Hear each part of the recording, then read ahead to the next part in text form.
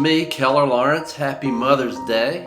I just put the finishing touches on this month's Homeward Bound real estate news, and I want you to let me know what you think. In this month's issue, you will read about some of the best motherly advice that you can get. There's also a big shout out to those moms that are no longer here. And while I got you, we are well on our way to raising $20,000 for Greenwood area Habitat for Humanity. Their work improves access to decent and affordable shelter and supports a variety of funding models that enables families with limited resources to make needed improvements on their homes as their time and resources allow. Habitat for Humanity's vision is a world where everyone has a decent place to live. And as a leading nonprofit in our area, you probably know they need donations to keep families' housing costs down to a minimum.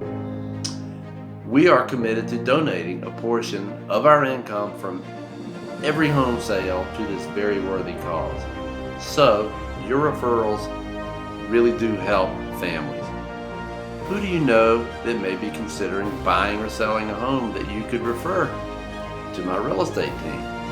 Not only will they benefit from our award-winning service, but the families at the Greenwood Area Habitat for Humanity will benefit as well.